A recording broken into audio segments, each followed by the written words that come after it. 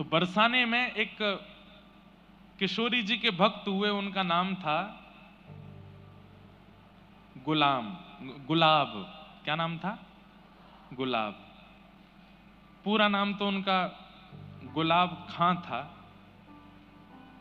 वो भले ही जन्म से हिंदू नहीं थे, लेकिन उन पर बहुत बड़ी कृपा ये हो गई कि उनका जन्म बरसाने में हुआ। बहुत ध्यान से सुनिएगा सब लोग, बरसाने में जन्म हुआ। आज भी पीली पोखर के पास में उनकी समाधि है, उनका चबूतरा है गुलाब खां का। बहुत ध्यान से सुनिए सब लोग, इधर देखो। तो उनके ऊपर कृपा ये हो गई कि वो ब्रज में जन्मे थे। भले ही जन्म उनका हिंदू परिवार में नहीं हुआ, लेकिन ब्रज में जन्मे, और ब्रज में भी बरसाने में जन्मे। ब्रज में जन्म होना बहुत बड़ी बात है। फिर ब्रज में भी गोवर्धन, नंदगाम, बरसाना, वृंदावन, गोकुल में जन्म होना बहुत बड़ी बात है। उसमें भी श्री बरसाना धाम में किशोरी जी के चरणों में जन्म लेना, ये और भी बड़ी बात है। हमारे हरिराम व्यास जी कहते हैं, स्वर दे दो थोड़ा सा।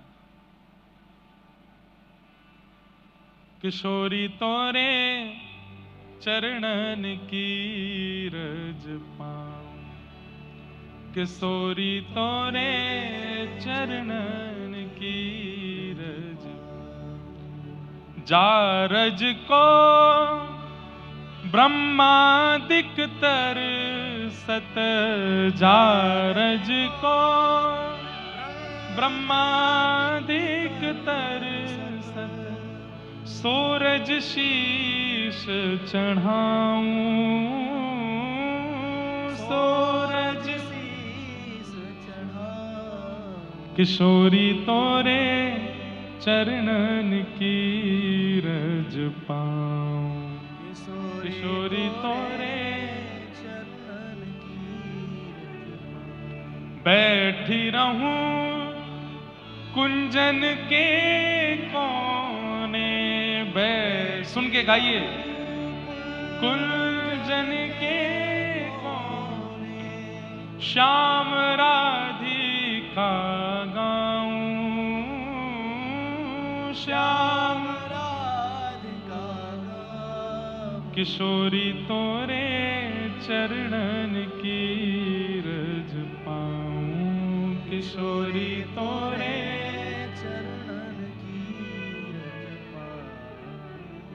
व्यास स्वामिनी की छवि निरखत, व्यास स्वामिनी की छवि निरखत, विमल विमल यश गाऊं, विमल विमल यश गाऊं, हे किशोरी तोरे चरणन की रज पाऊं, किशोरी तोरे चरणन की। बंधुओं, श्री राधा रानी कौन है इसका बहुत विस्तार तो मैं नहीं बताऊंगा, क्योंकि इतना अवकाश भी नहीं है और इतने अधिकारी भी नहीं है कि किशोरी जी का विस्तृत चरित्र यहां कहा जाए। पर बस थोड़ा सा संक्षिप्त अगर आपको बता दूं तो ठाकुर श्री कृष्ण का प्रादुर्भाव, श्री कृष्ण का प्राकट्य सबके लिए हुआ है। गोपियों के लिए हुआ, यशोदा मैया के लिए हुआ, नंद बाबा के लिए हुआ, यमुना जी के लिए हुआ, गिरिराज जी के लिए हुआ, पांडवों के लिए हुआ, कौरवों के लिए हुआ, द्वारिकावासियों के लिए हुआ, और अंत में हमारे आप सबके लिए हुआ। हम सबके लिए ठाकुर श्री कृष्ण पधारे। पर किशोरी जी किस लिए आई हैं पृथ्वी पर? तब हमारे श्री हृदयवंश महाप्रभु कहते हैं,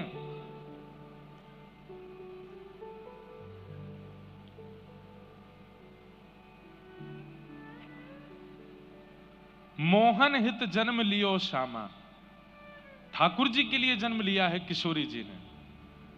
किशोरी जी और किसी के लिए नहीं आई है, मेरे आपके लिए नहीं आई, वो केवल श्याम सुंदर के लिए आई हैं। और श्याम सुंदर की ही आह्लादनी शक्ति किशोरी जी हैं। वो ठाकुर जी को सुख देने के लिए आई हैं। ऐसी किशोरी जी तो उनको समझना, उनका आस्वादन करना ये हमारा विषय ही नहीं है। वो ठाकुर जी के लिए आई हैं, बस वही उनको जान सकते हैं, पर मैं और आप तो थोड़ा बस प्रयास कर सकते हैं। ऐसी हमारी किशोरी जी, हमारी राधा रानी। तो गुलाब खां, उनका जन्म हुआ बरसाने में। थे तो वो गैर हिंदू, लेकिन रोज जाते थे किशोरी जी की चौखट पे, क्योंकि भाई अब जहां जन्म लिया है तो वहीं से दाना पानी चलता है। हमारे यहां कहते हैं कि नाटक में भी करो ना भक्ति तो कभी कभी असली हो जाती है। तो गुलाब रोज जाते थे श्री जी के मंदिर में। संगीत के थोड़े निपुण थे, सारंगी बजानी उनको आती थी।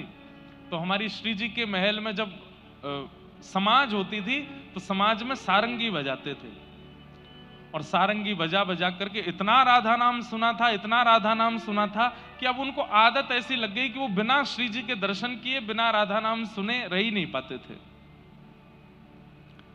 रोज जाते और अटारी पर जब समाज होती तो समाज में सारंगी बजाते। उनका ब्याह आदि हो गया, और ब्याह के बाद एक लाली ने जन्म लिया। अब उसका मूल नाम तो इन्होंने कुछ भी रखा हो अपने समाज के अनुसार, लेकिन बरसाने में रहने के नाते वहां पे बरसाने में सब छोटी छोटी लालियों को राधा रानी बोलते हैं, श्यामाजू बोलते हैं, किशोरी जी बोलते हैं।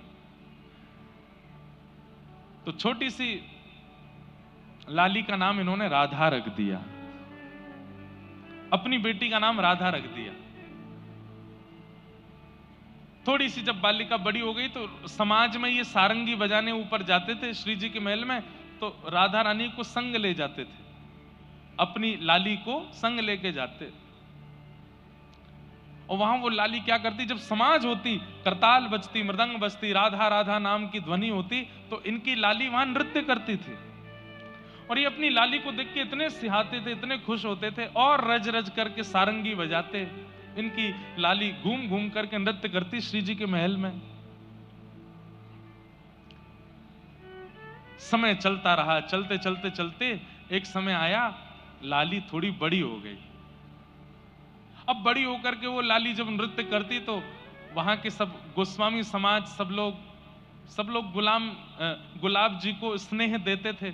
सबने कही, अरे भैया गुलाब, अब लाली तेरी या की उम्र है गई है, या को ब्याह कर दे। तो ये बात सुनकर के गुलाब जी बड़े बेचैन हो जाते कि मैं बेटी का ब्याह कर दूंगा तो फिर मैं किसके सहारे जीऊंगा। अच्छा, ये और लीला हुई थी कि जब इनकी बेटी ने जन्म लिया तो इनकी पत्नी पधार चुकी थी, केवल घर में पिता और पुत्री ही रहते थे। बहुत ध्यान से सुनो, किशोरी जी की कैसी कृपा। नित्य अपनी बेटी को देखते और वो नृत्य करती। सब लोगों ने कहा लाली का ब्याह कर दो, तो गुलाब जी और तो कोई बहाना नहीं देते, एक ही बहाना देते, मुझ पर व्यवस्था नहीं है, कैसे ब्याह करूं। ब्याह करने के लिए तो थोड़ी व्यवस्था होनी चाहिए। तो दो चार धनी मानी लोगों ने, बरसाने के कुछ वैष्णवों ने, ब्रजवासियों ने कही, हम सहायता कर देंगे, तुम ब्याह करो अपनी लाली का, इसका भी घर बस जाए। तो सबके ज्यादा कहने से गुलाब जी सबकी बात मान गए और पास के गांव के बालक से अपनी बेटी का ब्याह कर दिया। मन तो भारी हो रहा था, लेकिन जैसे ही बेटी विदा होकर के गई तो ये इतने बेचैन हो गए, इतने बेचैन हो गए कि पुत्री के बगैर अब कैसे रहूं। पुत्री का नाम क्या था? राधा। तो भक्ति जब आनंद में की जाती है, सुख में की जाती है, उसका प्रभाव इतना नहीं होता, लेकिन भक्ति जब विरह में की जाती है तो उसका प्रभाव लाख गुना ज्यादा हो जाता है। विरह में मतलब रोते हुए, बिलखते हुए, बेचैन स्थिति में जब आप किसी को पुकारते हैं तो वो पुकार इतनी पवित्र और इतनी शुद्ध होती है। इसलिए आप हनुमान चालीसा का नित्य पाठ करते हो, आपने अनुभव किया होगा। जो लोग रोज हनुमान चालीसा करते हैं, कैसे करते हैं? जय हनुमान ज्ञान गुण सागर जगत पितृ लोक उजागर नाम दूत बलनाम अंजन पुत्र नाम महावीर कुंद सुमत के कौन राज सुबह कान गुण से कैसा। कई लोग तो इसी बीच में हाथ बजो ध्वजा विराज कांध मुंजन ऊंचाई संघर्ष मन की नंदन बता महाजगवंदन विद्यावान गुणी अति चातुर नाम काज करे तो प्रभु चरित्र सुनवे को रसिया राम लगो। इशारे में सब बता भी देते हैं, रोज करने वाले। लेकिन जैसे ही उनके जीवन में संकट आता है, उस दिन हनुमान चालीसा कैसी होगी? जय हनुमान ज्ञान गुण सागर, जय कपीस तिहु। ए भाई 10 मिनट मुझको कोई नहीं छेड़ना, मैं हनुमान जी की आराधना कर रहा हूं। क्यों? क्योंकि पीड़ा में, संकट में। व्यक्ति जब संकट में होता है, पीड़ा में होता है, विपत्ति में होता है, तो उसकी स्मृति, उसका भजन अति पवित्र हो जाता है। बालक अपने माता पिता से भले सीधे मुंह बात नहीं करेगा, लेकिन जब बालक के जीवन में संकट आ जाता है तो रात में जाएगा मां के पास, मां आप बताओ ना मैं क्या करूं, मां मुझे अपने पास ही सुला लो। बोले अच्छा, अब तो तू इतने साल से तो सोया नहीं मेरे पास, अब मेरी बड़ी याद आ रही तेरे को।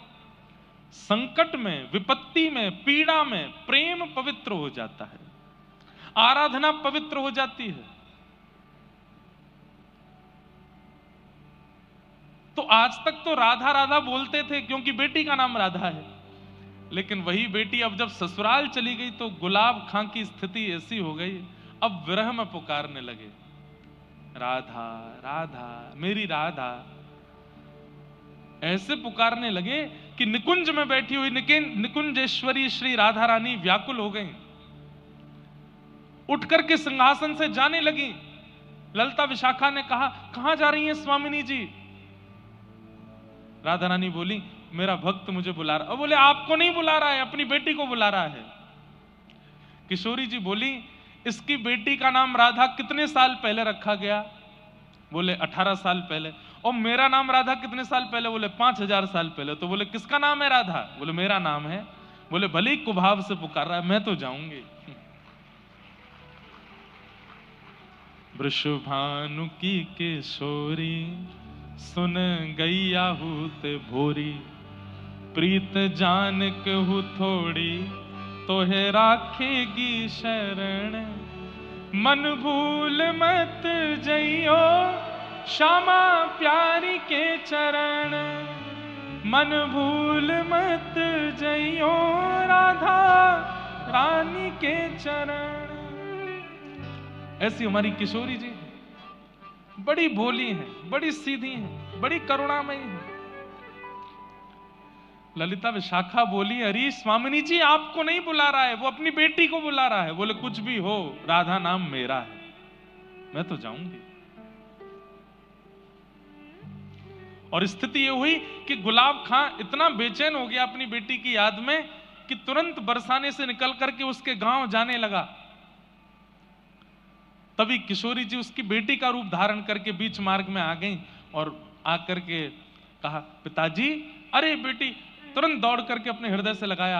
आज जैसे अपनी पुत्री को हृदय से लगाया तो ऐसी अनुभूति उसको जीवन में कभी नहीं हुई जैसी आज हो रही है, क्योंकि किशोरी जी हैं, लाली नहीं है उसकी। पिताजी इतनी धूप हो रही है, इतनी गर्मी हो रही है, आपको प्यास लगी होगी, तुरंत अपना पानी जल लेकर के आई किशोरी जी, पिला दिया। पिताजी एक बात आपको समझाऊं।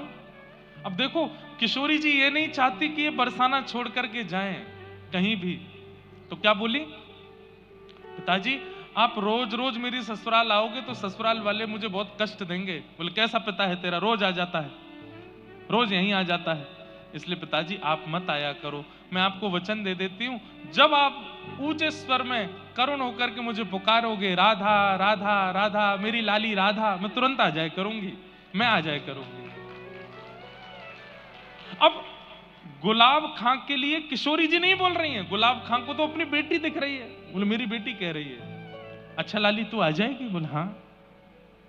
और वही होता, गुलाब खां जब जब पुकारते किशोरी जी पुत्री का रूप धारण करके आ जाती और आकर के बैठ जाती उनके पास। सोचिए, ना यज्ञ है, ना अनुष्ठान है, ना किसी भी प्रकार का कोई तप है गुलाब के जीवन में, केवल और केवल विरह भाव से करुण भाव की पुकार है।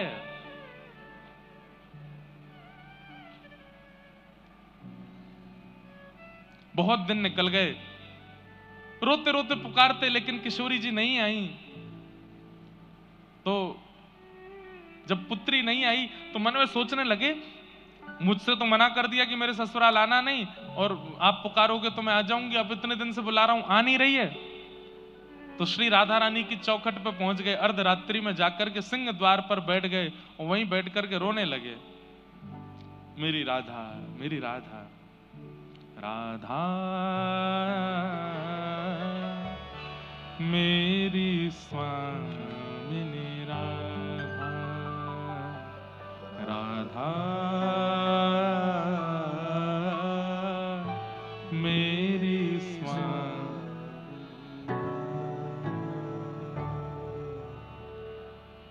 पुकारने लगे। और जैसे ही पुकारा, इतने में ही श्री किशोरी जी प्रकट हो गए। 3 दिन से कुछ खाया पिया नहीं था गुलाब खां ने। और किशोरी जी प्रकट होकर के बोली, पिताजी का भयो, आप काई को इतने परेशान है रहे? अरे लाली, मैं तुमको कितनों बुलायो, तू काई को ना आई? बोले पिताजी अब आ गई ना। बोले पिताजी बहुत दिन हो गए, आपने सारंगी नहीं बजाई, अपने एक सारंगी बजाओ, मैं नृत्य करूंगी। अर्धरात्रि का समय, तुरंत गुलाब खां सारंगी लेकर के आए, बजाने लगे।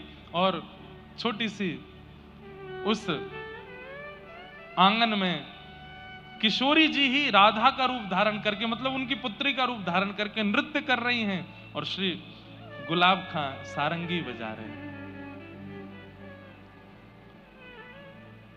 हो मेरी प्यारी को नाम श्री राधे, मेरी प्यारी को नाम श्री राधे। गाइए, मेरी प्यारी को नाम श्री राधे, मेरी प्यारी को नाम।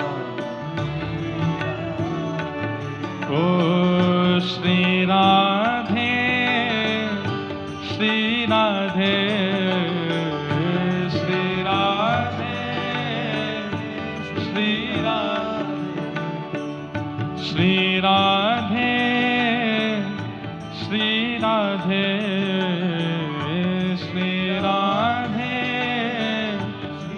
राधे। हो मेरी प्यारी को नाम श्री राधे,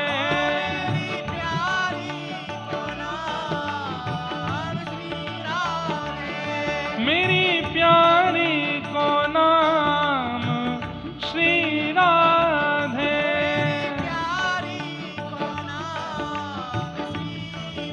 गाइए। ओ श्री राधे, श्री राधे, श्री राधे, श्री राधे। हमारे, मैं कथाओं में बताता हूं, नामदेव जी महाराज कहते हैं कीर्तन में 2 ही अपराध हैं, वाणी होते हुए भी गाना नहीं और हाथ होते हुए भी करताल बजाना नहीं। ये अपराध हैं कीर्तन के प्रति। अरे वहां गुलाब खां पुकार रहे हैं, हम यहां बैठ के पुकारें तो श्री जी काहे को नहीं सुनेंगी? निश्चित सुनेंगी। श्री राधे, श्री राधे, श्री राधे, श्री राधे, श्री राधे, श्री राधे, श्री राधे। ओ मेरी प्यारी को नाम श्री राधे, प्यारी को नाम श्री राधे, नथवारी को नाम श्री राधे,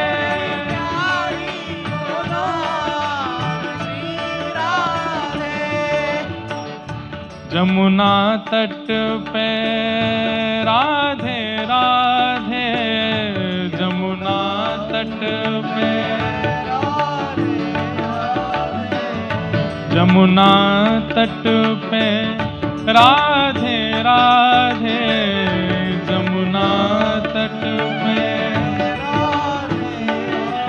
यहाँ कुंज गलिन में राधे राधे, कुंज गलिन में राधे राधे, कुंज गलिन में राधे राधे, कुंज गलिन में राधे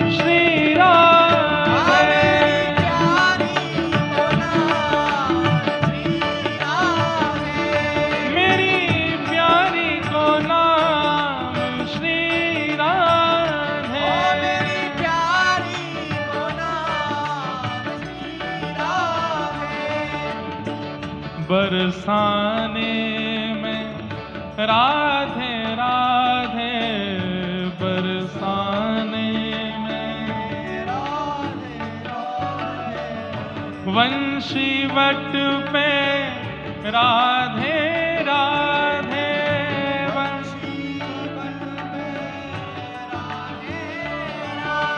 हे वंशी वट पे राधे राधे,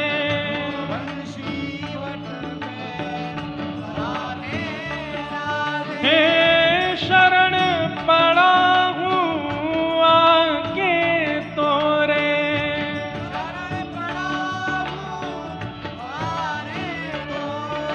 हाँ तुमको भजता शाम सवेरे, तुमको भजता, हे मेरी, हाँ मेरी, ओ मेरी प्यारी को नाम श्री राधे,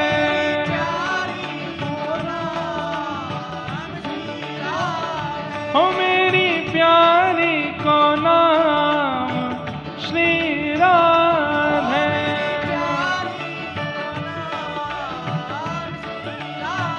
बरसाने वाली को नाम श्री राधे,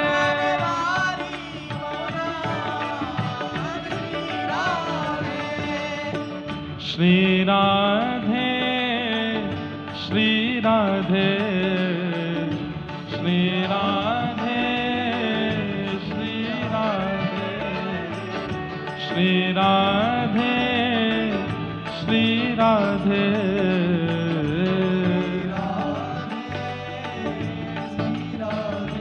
मन भूल मत जइयो राधा रानी के चरण,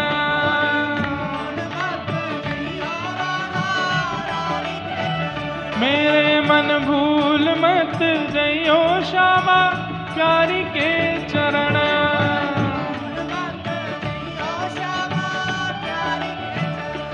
राधा रानी के चरण, महारानी के चरण, राधा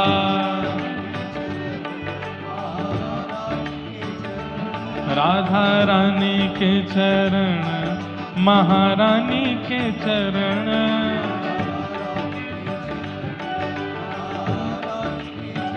मेरे मन भूल मत जइयो राधा रानी के चरण,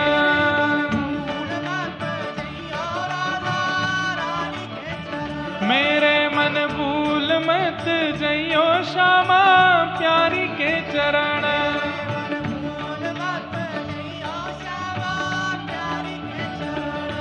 प्यारे ठाकुर की बांकी ठाकुरानी के चरण, प्यारे ठाकुर की बांकी, प्यारे ठाकुर की बांकी ठाकुरानी के चरण, प्यारे ठाकुर की बांकी,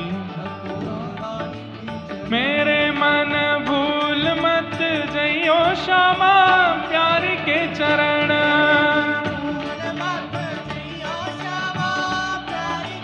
मेरे मन भूल मत जइयो राधा रानी के चरण, बोलो वृषभानु दुलारी की।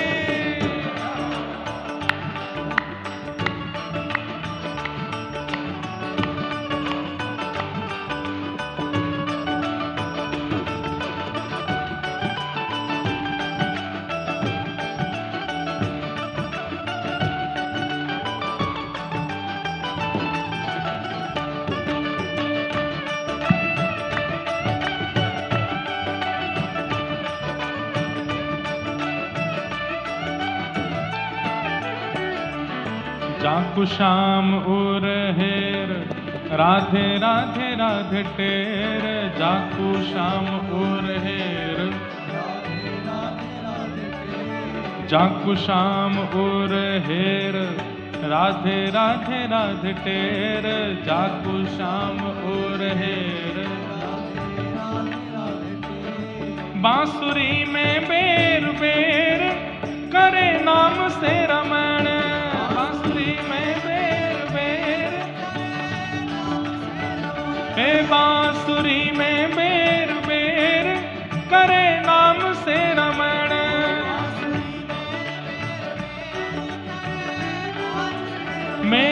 मन भूल मत जइयो श्यामा प्यारी के चरण।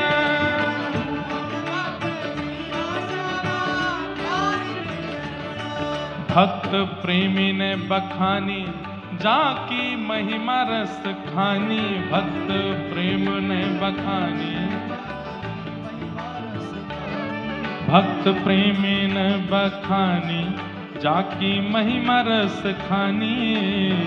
प्रेम ने बखानी राधा नाम के सहारे कर जीवन मरण।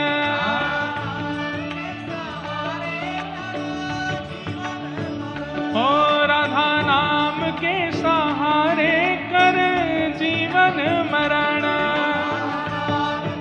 करताल बजा के गाओ। ओ जय राधे राधे श्री राधे राधे जय राधे राधे श्री राधे राधे जय राधे राधे श्री राधे राधे जय राधे राधे श्री राधे राधे। वृषभानु दुलारी श्री कृष्ण पियारी। वृषभानु दुलारी श्री कृष्ण पियारी। जय राधे राधे जय राधे राधे जय राधे राधे श्री राधे राधे जय राधे राधे श्री राधे राधे जय राधे राधे श्री राधे राधे जय राधे राधे श्री राधे राधे जय राधे राधे श्री राधे राधे जय राधे राधे। गाइए जय राधे राधे श्री राधे राधे जय राधे राधे श्री राधे राधे जय राधे राधे श्री राधे राधे जय राधे राधे जय जय श्री राम जय जय श्री राम जय जय श्री राम। हे मन भूल मत जइयो राधा रानी के चरण। मन भूल मत जइयो राधा रानी के राधा रानी के चरण। महारानी के चरण राधा रानी के चरण। मेरे मन भूल मत जइयो श्यामा प्यारी के चरण। मन भूल मत जइयो श्यामा। हो मेरी प्यारी को नाम श्री राधे। मेरी प्यारी को नाम श्री राधे श्री राधे श्री राधे। नथवारी को नाम श्री राधे। नथवारी को नाम श्री राधे। तो आज इतने दिनों बाद गुलाब खां जी ने फिर से सारंगी बजाई और श्री राधा उनकी पुत्री के रूप में किशोरी जी नृत्य कर रही हैं।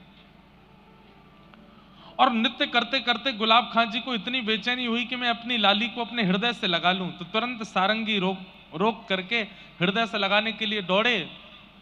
उसी समय मंगला का समय हो गया। किशोरी जी के महल वृषभानु नंदिनी श्री बरसाने में मंगला का समय था। तो किशोरी जी नृत्य करते करते मंदिर की ओर दौड़ी। पीछे पीछे गुलाब खां भी जा रहे हैं। गोस्वामी ऊपर सेवा के लिए महल में जा रहे थे, उनको किशोरी जी नहीं दिखी, लेकिन पीछे पीछे राधा राधा कहते हुए गुलाब खां जा रहे हैं, वो दिखाई दिए। वो चिल्लाए भी, अरे गुलाब, अरे कहां दौड़ो जा रहा है, अरे कहां को जा रहा है। नहीं सुने, पीछे पीछे दौड़ते चले गए। पुजारी जी ने सोचा गोस्वामी जी ने कहीं जा रहा होगा। राधा वैसे भी अब जब से इसकी बेटी का ब्याह हुआ ये बेचैन नहीं रहता है, अपनी बेटी की याद में ही रहता है। ऊपर जाकर के गोस्वामी जी ने मंगला की। आपस में फिर चर्चा होने लगी, अरे आज सुबह सुबह गुलाब खां राधा राधा करता घूम रहा था, दौड़ता दौड़ता कहीं जा रहा था, पता नहीं कहां गया। 1 दिन 2 दिन 4 दिन 5 दिन 10 दिन हो गए। सबने पूछा कि भाई आजकल गुलाब खां दिखाई नहीं देता, कहां गया। ढूंढा भी लेकिन मिले नहीं। महीना 2 महीना बीत गए। बोले भैया आजकल गुलाब खां कहां हैं। बोले पता नहीं। तो फिर ऐसी वार्ता हुई कि हो सकता है वो अपनी पुत्री को इतना याद करता था, उसके विरह में हो सकता है प्राण निकल गए हो, पता नहीं कहां है, उसका शव भी नहीं मिला।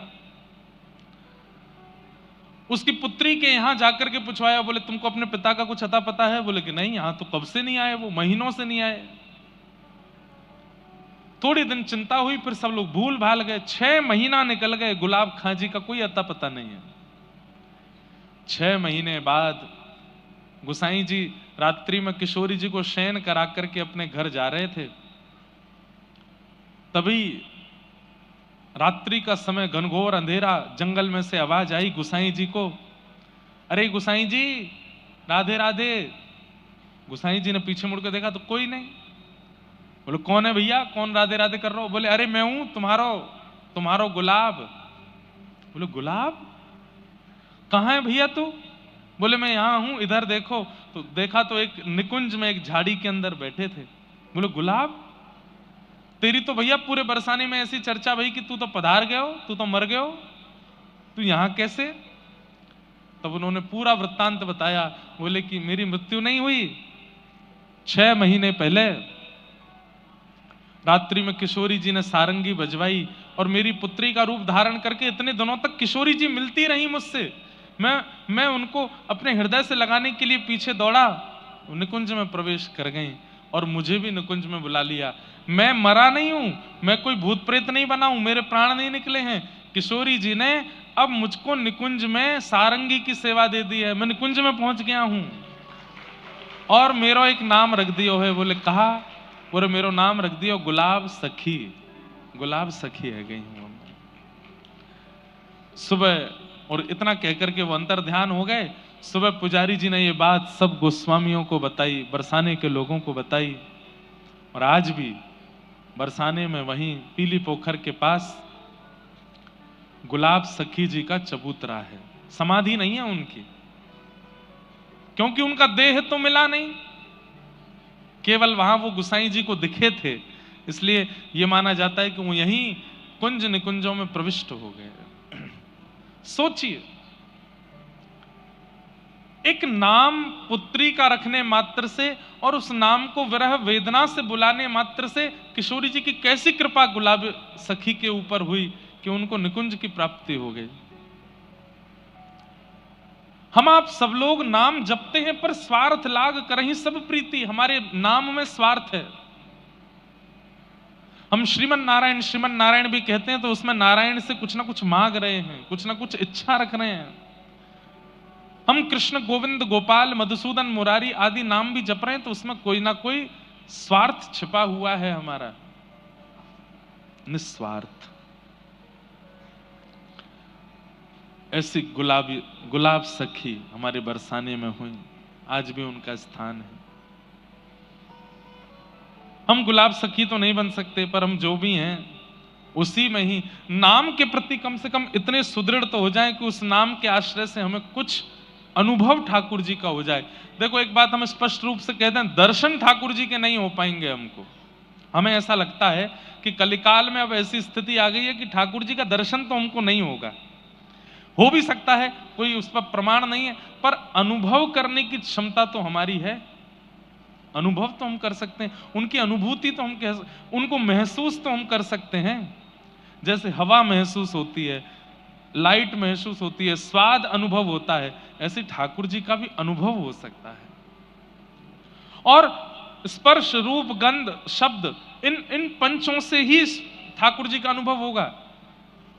रूप, स्पर्श, रस, गंध, इन पंच इंद्रियों से ही ठाकुर जी का अनुभव किया जा सकता है। कुछ नहीं तो शब्द सुनाई दे जाए ठाकुर जी का, ऐसा स्वर सुनाई दिया कि बस इस स्वर को सुनने के बाद स्थिति स्तब्ध हो गई, अब कुछ और सुहा नहीं रहा है, बस वही स्वर, ये अनुभव हो सकता है। ऐसी सुगंधी आई कि बस उस सुगंधी के बाद में मन पवित्र हो गया, बुद्धि पवित्र हो गई, अब मन में कोई विकार उत्पन्न नहीं होते, ऐसी सुगंधी चढ़ गई है ठाकुर जी की, ये अनुभव हो सकता है। ऐसा कोई स्पर्श मिल जाएगा कि उस स्पर्श के बाद अब जगत स्पर्श की इच्छा नहीं रहेगी, वो विकार मुक्त हो जाएंगे हम। ऐसा एक रूप दिख जाए किसी संत का, किसी महापुरुष का, किसी रसिक का, किसी ब्रज भक्त का, कि उसके रूप को देखने के बाद अब कुछ और देखने की इच्छा नहीं है। सूर कहां कहे दुविध आंधरो, बिना मोल को चेरो, भरोसो दृढ़ इन चरणन केरो। श्रीमद वल्लभाचार्य जी का दर्शन करने के बाद सूरदास जी के चित्त में कैसे कैसे अनुभव प्रकट होने लगे भक्त दर्शन से। सुनिए, सूरदास जी महाराज, नाम सबने सुना है। हरि दर्शन की प्यासी अखियां, हरि दर्शन के प्यासी। सूरदास जी कैसे हैं? सूरदास जी का जन्म दिल्ली के पास के एक गांव में हुआ। जन्म से ही आप नेत्रविहीन थे, नेत्र नहीं थे आपको। लेकिन बंधुओं, कई लोगों का अवतरण पृथ्वी पर हमारा कल्याण करने के लिए होता है। वो भगवत प्राप्ति करने के लिए नहीं आते, वो अपने जीवन से, अपने जन्म से हमको भगवत प्राप्ति करा देते हैं। सब लोग बिल्कुल सावधानी से बैठो, इधर देखो, सावधानी से सुनो। कई लोगों का जन्म अपने जीवन से हमें भगवत अनुभव कराने के लिए होता है। वो भगवत दर्शन करने के लिए नहीं आए, पर अपने क्रिया से हमको ठाकुर जी का दर्शन कराए जाते हैं। उनमें से एक हैं श्री सूरदास जी। स्वयं नहीं देख पाए ठाकुर जी को, पर कितनों को दिखा दिया। और अभी आप अगर 10 मिनट ध्यान से सुनेंगे तो सूरदास जी के प्रसंग से आपको ठाकुर जी का दर्शन हो जाएगा।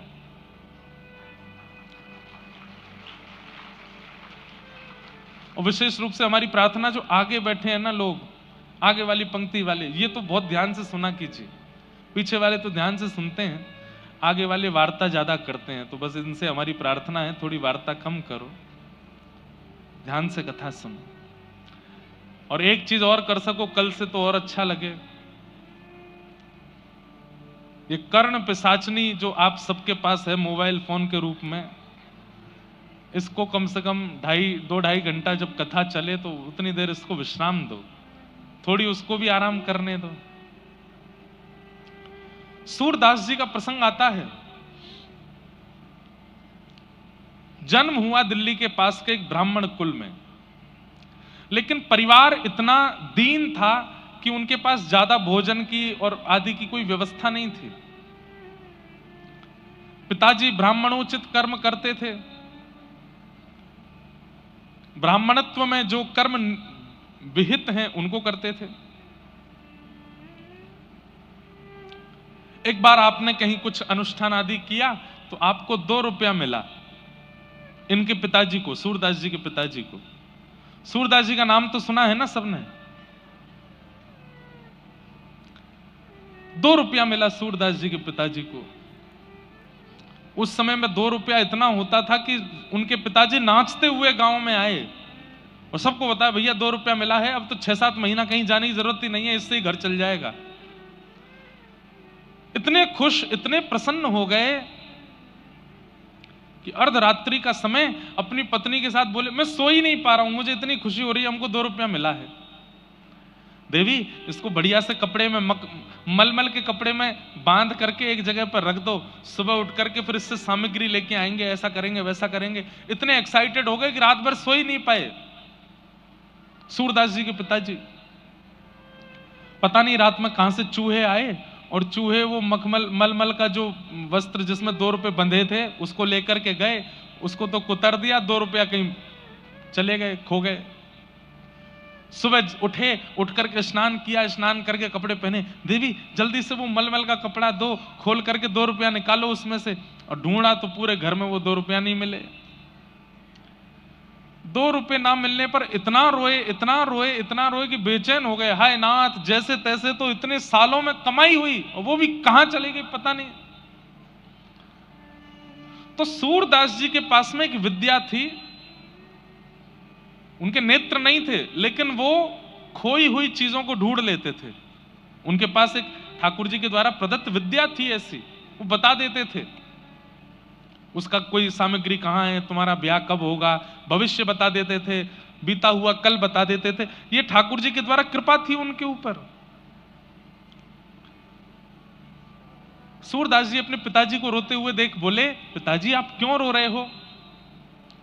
तो सूरदास जी के पिताजी बोले, बेटा ₹2 इतने सालों में पहली बार कमाई की और वो भी खो गए।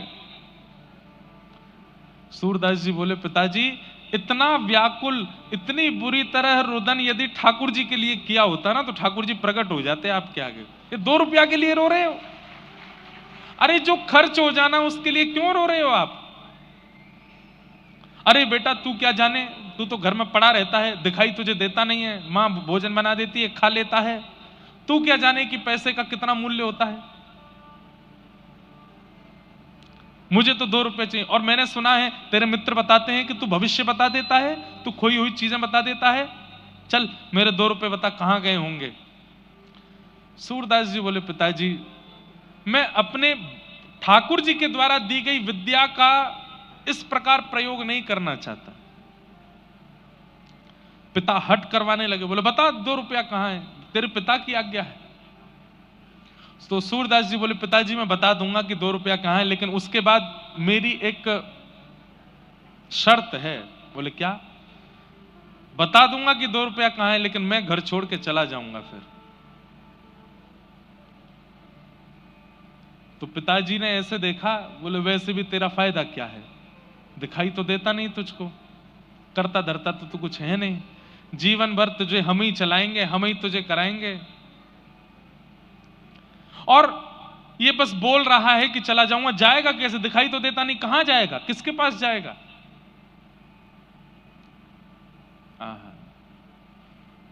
सूरदास जी के अंदर बचपन से ही, कई बच्चों में भी आप लोग देखेंगे कि उनके घर में सिखानी नहीं पड़ी है, पर पता नहीं कहां से उन बालकों में भक्ति आ जाती है। ये उनके पूर्व जन्म के संस्कार हैं। सूरदास जी पूर्व जन्म के श्री उद्धव जी महाराज हैं, इसलिए उनके अंदर भक्ति बाल्यकाल से ही है। कहां जाएगा? ₹2 बता के कहीं चला भी जाएगा तो तू जाएगा कहां? सूरदास जी कह रहे हैं, नाथ तू अनाथ को अनाथ कौन मोसो, मो समान आरत नहीं, आरत हर तो सो। अरे पिताजी, ठाकुर जी के हर नाम के आगे नाथ लगता है। बद्रीनाथ, द्वारिकानाथ, जगन्नाथ, श्रीनाथ। नाथ का मतलब क्या है? जो अनाथों का स्वामी है। अगर मैं घर से चला जाऊंगा तो मेरा स्वामी मेरी रक्षा करेगा। पिताजी बोले अब तू चलिए बड़ी बड़ी बातें मुझे ज्ञान मत दे ज्यादा, जल्दी बता 2 रुपया कहाँ है। बोले पिताजी मैं सच बोल रहा हूं कि मैं बता तो दूंगा लेकिन मैं घर छोड़ के चला जाऊंगा, अब तू जल्दी बता। उस समय तो 2 रुपया दिख रहा था। सूरदास जी ने बता दिया। बोले रसोई घर जहां मैया भोजन बनाती है वहां भोजन बनाने वाली जो सब्जियां काट करके जो नाली से बहाई जाती हैं वहां रात्रि चूहों ने 2 रुपया फेंक दिए हैं, ढूंढ लीजिए मिल जाएंगे। पिताजी गए, जाकर के उस नाली को साफ करके ढूंढने लगे तो वहां दोनों 2 रुपया मिल गए। 2 रुपया लेकर के पत्नी अरे देखो देखो देखो मिल गए मिल गए मिल गए, अब तो 6 महीना का राशन आ जाएगा, 6 महीना घर में खूब सुख रहेगा, बढ़िया रहेगा। तभी सूरदास जी अपनी लाठी लिए चल दिए, जाने लगे। पिताजी बोले अरे सूरदास ठीक है, मैं मानता हूं कि तुझे बुरा लगा होगा लेकिन ऐसे छोड़ के नहीं जाना चाहिए। बोले नहीं पिताजी मैं वचन का पक्का हूं।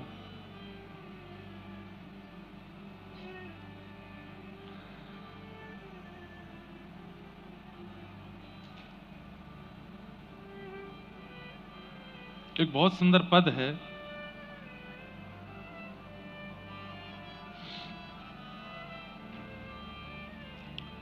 नेत्रहीन है तू कहां जाएगा, तेरे पास नेत्र तो है नहीं। सूरदास जी कह रहे हैं मैं नेत्रहीन हूं पिताजी, आप नेत्र वाले हो। बहुत ध्यान से सुनिए कितनी अच्छी बात है। सूरदास जी कह रहे हैं कि पिताजी आपको नेत्र दिए ठाकुर जी ने ताकि गड्ढा आए तो आप संभल के चलो, ताकि ऊंचाई आए तो आप लांघ के चलो, चाहे मोड़ आवे तो आप मुड़ के चलो, सामने पहाड़ आ जाए तो झुक के चलो। पर मुझे नेत्र नहीं दिए ठाकुर जी ने, क्यों? क्योंकि मेरे नेत्र स्वयं श्री ठाकुर जी हैं, मेरी उंगली पकड़ के वही चलते हैं। आपको तो गड्ढे से स्वयं बचना पड़ता है पर मुझे ठाकुर जी बचाते हैं, मेरे नेत्र तो श्याम सुंदर हैं। सूरदास जी गा रहे हैं आशावरी। नैनहीन तुम नैना हे हरि, मैं नैनहीन तुम नैना हे हरि, नैनहीन तुम नैना हे हरि,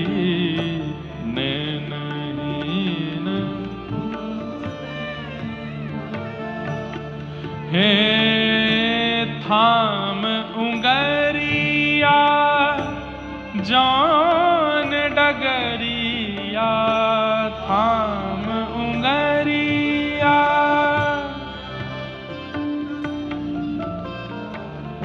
थाम उंगरिया जान डगरिया, थाम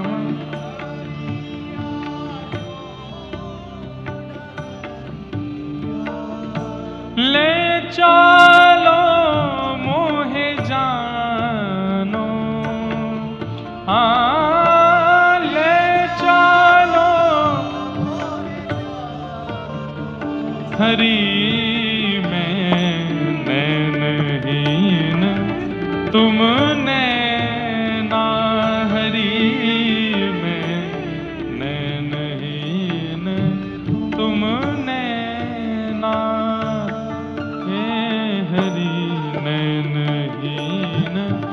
तुम नैना हरि, मैं नैनहीन तुम नैना हरि, मैं नैनहीन तुम नैना हरि, मैं नैनहीन। सूरदास जी गा रहे हैं हरि मैं नैनहीन तुम नैना, मेरे नेत्र नहीं है क्योंकि मेरे नेत्र आप ही हो। थाम उंगरिया, मेरी उंगली आप पकड़िए, मैं आपकी उंगली नहीं पकड़ूंगा। सूरदास जी की भक्ति की प्रणाली का अलग है। हम सब कहते हैं कि हम ठाकुर जी आपकी उंगली पकड़ रहे हैं, आप जहां ले चलोगे जाएंगे। सूरदास जी कह रहे हैं मैं नहीं पकड़ूंगा, आप मेरी उंगली पकड़ो और जहां ले चलोगे वहां जाऊंगा। थाम उंगरिया जौन डगरिया, थाम उंगरिया जौन ले चालो मोहे जानो, हाँ ले चालो मोहे जानो। हरी में नैनहीन तुम नैना, हरी में नैनहीन। निकल गए घर से। पिताजी बुलाते रहे लेकिन लौट करके नहीं आए सूरदास जी। 7-8 वर्ष की आयु है, छोटी सी अवस्था में निकल गए। एक गांव में जाकर के बैठ गए। वहां गांव में बहुत भूख लगी थी, प्यास लगी थी, तो किसी से मांग नहीं रहे थे। तभी एक गौशाला वाला व्यक्ति था, उसकी खूब सारी गैया थी। वो बड़ा बेचैन रोता हुआ उस मार्ग से जा रहा था। सूरदास जी वहीं बैठे थे। अरे मेरी गैया कहां चली गई, मेरी गैया किसी ने चुरा ली, रोता हुआ जा रहा था। सूरदास जी ने, उनको पता तो चली जाता था, उन्होंने तुरंत उस व्यक्ति से कहा, सुनो, पास का एक और गौशाला वाला व्यक्ति है, चरवाहा है, वो तुम्हारी गैया लेकर के उस सरोवर के पास है, जाओ ले आओ। वो व्यक्ति गया, वहां जाकर के देखा तो गैया मिल गई सारी, अपने गैया घेर करके ले आया। उसने सूरदास जी के चरण पकड़े, बोले भैया आप छोटे से बालक हो, आपको कैसे पता कि मेरी गैया वहां थी, और मैं आपके नेत्र देख पा रहा हूं, आपको दिखाई नहीं देता? बोले मैं नैनहीन हूं, मेरे नेत्र ठाकुर जी हैं, वही देखते हैं। बोले मैं क्या सेवा करूं? बोले सेवा कुछ मत करो, 4-5 दिन हो गए घर छोड़ के निकल गए, कुछ खाया पिया नहीं है, थोड़ा हमको दूध पिला दो। उसने कहा महाराज जी दूध नहीं पिलाऊंगा, मैं तो एक गैया आपको दान कर रहा हूं। बोले गैया का हम क्या करेंगे, हम पे आंख तो है नहीं, कैसे चराएंगे? बोले मैं एक ग्वारिया भी दे दूंगा, वही चराएगा, वही दूध निकाल के आपको पिलाएगा। सूरदास जी बोले बढ़िया है, दूध पिएंगे, भजन करेंगे ठाकुर जी का। लेकिन उस व्यक्ति ने पूरे गांव में हल्ला मचा दिया कि ये बालक भविष्य देखना जानता है, खोई हुई चीजें ढूंढ के बता देता है। अब तो महाराज वहां इतनी भीड़ लगने लगी। कोई बोला मेरा बेटा खो गया, उसको बता दो कहां है, सूरदास जी बता देते वहां है। कोई बोलता मेरे बेटा का ब्याह कब होगा, बता दो, तो बता देते। मेरी बेटी का किस दिशा में ब्याह होगा, सूरदास जी बता देते, दक्षिण दिशा में उस फलाने नाम के नगर में एक सेठ है, उनके बेटे से ब्याह होगा। इतना अकाट्य सत्य तक बता देते कि तुम्हारे बेटे का ब्याह होगा, उसकी पत्नी मर जाएगी। बोले कि हम कहीं और ब्याह, बोले जहां ब्याह करोगे वो मरेगी ही मरेगी। बोले नहीं ब्याह करें तो, बोले तुम नहीं करोगे तो तुम्हारा बेटा जबरदस्ती ब्याह करेगा। ब्याह तो इसका होगा, और इसके योग ऐसे हैं कि इसको पत्नी की मृत्यु देखनी ही पड़ेगी, ऐसा भविष्य कथन करते थे लोग बाग। इतना दान्य पुण्य, चमत्कार को नमस्कार है, इतना दान पुण्य करने लगे, इतना उनको धन धान्य। एक गैया थी पहले उनके पास, अब तो गौशाला खुल गई सूरदास जी की, तो महल बन गए उनके, सेवक हाथ पांव दबाने लगे। एक दिन सूरदास जी के मन में इतना वैराग्य आया, बोले घर बनाने के लिए घर नहीं छोड़ा था मैंने, ये तो अपने घर से भी बड़ा घर बना लिया मैंने, इसलिए थोड़ी छोड़ा था घर अपना। और बंधुओं, व्यक्ति किसी के पीछे स्वार्थ से ही लगता है, यह बात तो निश्चित है। तो सूरदास जी के अब हजारों शिष्य हो गए, शिष्य मतलब उनको चाहने वाले। तो एक दिन सूरदास जी ने मंच पर बैठ करके कहा कि मैं आज एक घोषणा करने वाला हूं, तुम सब लोग मुझसे कितना प्रेम करते हो? सब बोले इतना प्रेम करते हैं कि आप पे अपनी जान भी लुटा देंगे। ध्यान से सुनना बात। हजारों लोग बोले हम आप पे अपनी जान भी लुटा देंगे। तो सूरदास जी बोले आज हम एक घोषणा कर रहे हैं। बोले क्या? आज के बाद हम किसी का भूत भविष्य वर्तमान नहीं बताएंगे। आधे लोग तो उसी समय अपना आसन उठा लिए, बोले अब बाबा जी हमारे काम के नहीं है, ये भविष्य ही नहीं बताएंगे, भूत ही नहीं बताएंगे, वर्तमान ही नहीं बताएंगे, तो फिर इनके संग रह के करना क्या है? ये राधे कृष्ण करते हैं, हमको थोड़ी राधे कृष्ण करना है, हमको तो इनके चमत्कार से मतलब था। बंधुओं, हमारे हिंदू वैदिक सनातन परंपरा के कई आचार्यों ने अपने गुणों का त्याग किया, तो लोगों ने उनका त्याग कर दिया। सूरदास जी ने जैसे ही घोषणा करी कि मैं आज के बाद भविष्य नहीं बताऊंगा, भूत वर्तमान नहीं बताऊंगा, तो आधे लोग तो चुपचाप वहां से खिसक लिए। उनसे पूछा गया कहां जा रहे हो तुम? तो प्राण न्योछावर, पत्नी की तबीयत बहुत खराब है, बस उसको देख के आ जाऊंगा। कभी नहीं आया लौट के। बेटे को वहां भेजना है, बस उसको पहुंचा के आ रहा हूं। ऐसे बहाने बना बना के सब चले गए, अकेले सूरदास जी रह गए। अब जिन्होंने महल वहल बनवा के खड़े कर दिए थे वो भी बोलने लगे बाबा बहुत पैसा लगा है, अब इसको हमको ही दे दो, हमारा घर परिवार बहुत बढ़ गया। बोले रह लो। सब दे दाग करके जब सब त्याग दिया तो गीता जी कहती हैं आपके चित्त को शांति वस्तु खरीदने से नहीं मिलेगी, आपके चित्त को शांति तो त्याग से ही मिलेगी। त्यागात शांति अनंतरम।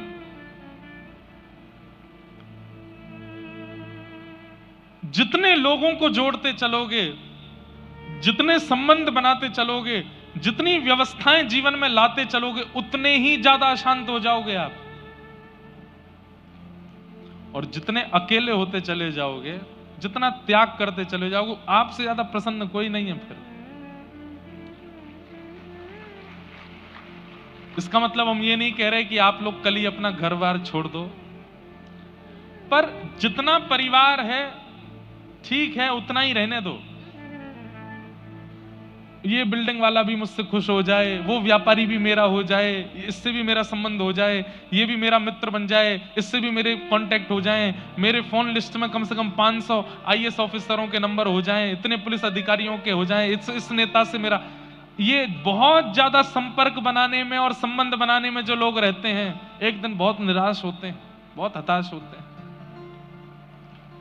संपर्क मतलब मैंने तो अभी संपर्क संबंधों की बात की, पर किसी भी रूप में, चाहे धन के रूप में, गाड़ी के रूप में, धान्य के रूप में, संबंध के रूप में, ऐश्वर्य के रूप में, जितना विस्तार करोगे उतने शांत होते चले जाओगे।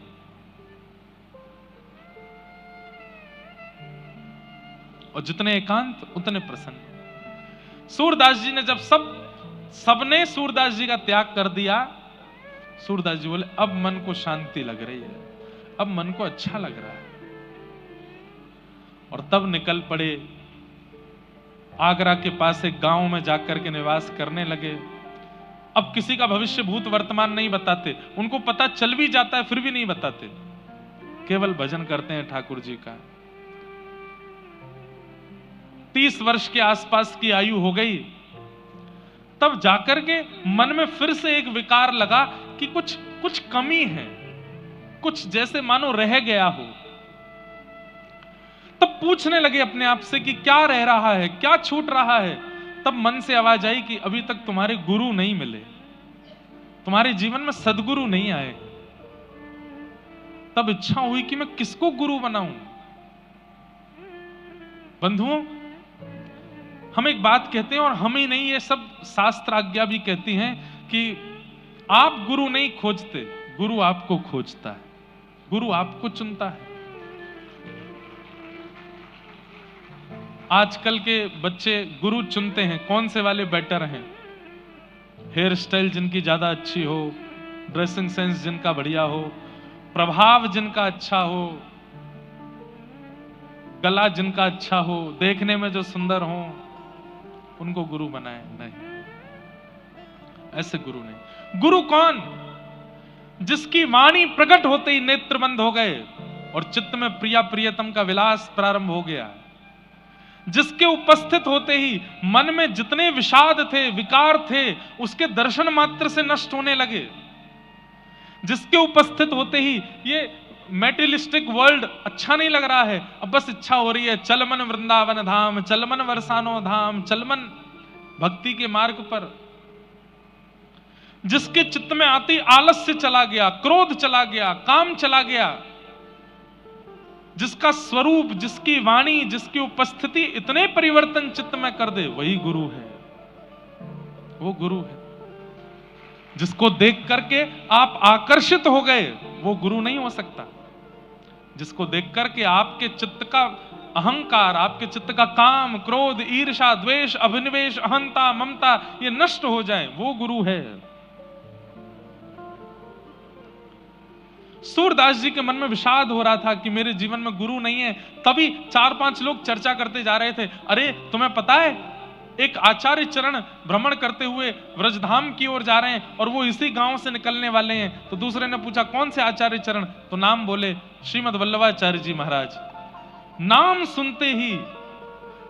सुनते ही सूरदास जी के चित्त में मानो जैसे किसी प्यासे को प्यास लगी हो, उसको जल पिला दिया हो, ऐसी तीव्र शांति होने लगी। सूरदास जी बोले जिनके नाम में इतनी शांति है उनके वचनामृत कितने अद्भुत होंगे, उनके दर्शन कितने अद्भुत होंगे। गांव में श्रीमद वल्लभाचार्य जी का आगमन हुआ। इन्होंने किसी गांववासी से कहा मुझे वल्लभाचार्य जी का दर्शन कराने ले चलो। तो गांव के सदस्य ने कहा भाई तुम पर नेत्र तो है नहीं, तुम क्या दर्शन करोगे, तुम देख तो पाते नहीं हो, कैसे देखोगे। सूरदास जी का उत्तर गजब का है, बोले मैं उनको नहीं देख पाऊंगा पर वो तो मुझे देख लेंगे, उनकी दृष्टि तो मेरे ऊपर पड़ जाएगी। बस यही तो चाहिए कि वो मुझे देख लें एक बार। और जैसे ही सूरदास जी पहुंचे, श्रीमद वल्लभाचार्य जी महाराज विराजमान थे गुरु रूप में, सामने असंख्य भक्त बैठे थे।